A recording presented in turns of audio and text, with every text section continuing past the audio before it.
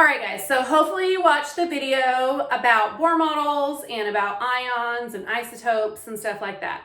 This video is going to be about ionic bonding. So when we think of atoms, we don't normally just think of one by itself, right? We usually think of things like CO2, right? H2O, things like that. And so the molecule that I'm talking about here is NaCl, or normal table salt. So it's sodium and chloride together.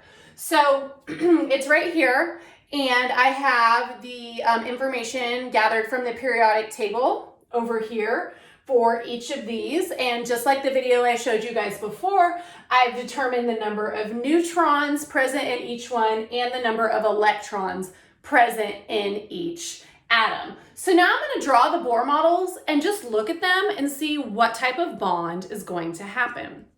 Okay, so we'll start with the sodium. So sodium has an atomic number of 11, so it has 11 protons, and I did the math to determine it has 11 neutrons. So I'm just going to write 11 protons, 11 neutrons, and then I figured that it has 11 electrons as well. Now, these are all the same number. They're not always all the same number, so don't just assume that. So on our first electron shell, remember we have 11 electrons. So our first electron shell, the maximum it can hold is 2. So I'm going to draw those 2 electrons here. Then I'm going to draw another orbital. Remember, the second orbital, the maximum number of electrons that the second orbital can hold is 8. So I'm going to draw those 8. 1, 2, 3, 4, 5, 6, 7, 8. So that's a total of 10 electrons so far. I said this guy has 11, so I'm going to have to draw a third orbital. And on the third orbital, remember that one's considered full with 8, but can hold up to 18, but he only has one more. So he just has his 1 electron sitting there, okay? So that is our sodium. So now I'm going to move over here and draw the chloride, and I'll draw that in a different color. So the chloride, the math for that is down here on the bottom. So it has an atomic number of 17 and a weight of 35. So it has 17 protons and 18 electrons.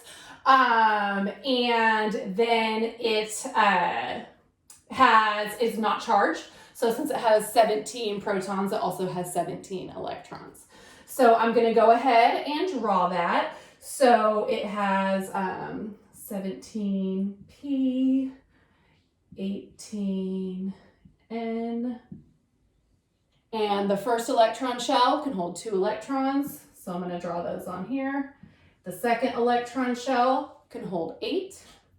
1, 2, 3, 4, 5, 6, 7, 8. So that's only 10 so far. We said this guy had 17 electrons. So here's his third shell, and we're going to have to draw 7 more electrons. 1, 2, 3, 4, 5, 6, 7.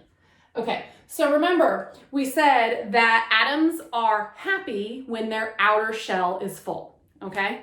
We know this guy, he's got 1 electron in his outer shell. And his outer shell is the third orbital. The third orbital, as I said, is considered full with 8, but can hold up to 18. So do we think it's more energetically favorable for this guy to go find 7 more electrons to fill that shell, or try to get rid of the 1? Okay, and then we have our chloride over here.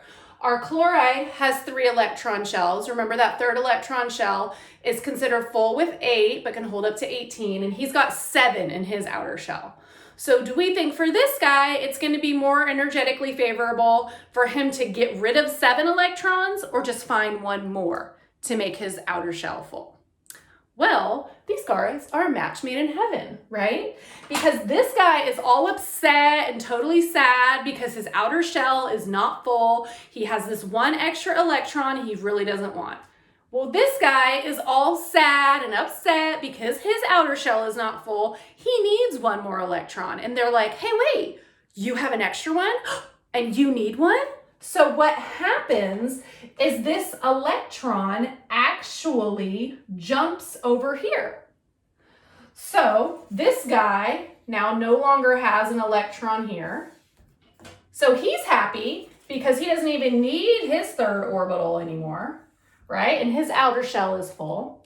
And this guy ends up with an extra electron over here. So he's happy because his outer shell is full. And this guy, this was our Na, right? And this was our Cl. Well, when this guy loses an electron, right, now he's going to be positively charged. Because instead of having 11 protons and 11 electrons, he has 11 protons and 10 electrons. So he is going to have a positive charge. He's going to be a positive ion. This guy over here, chloride, he has 17 protons and now he has 18 electrons. So he is going to have a negative charge.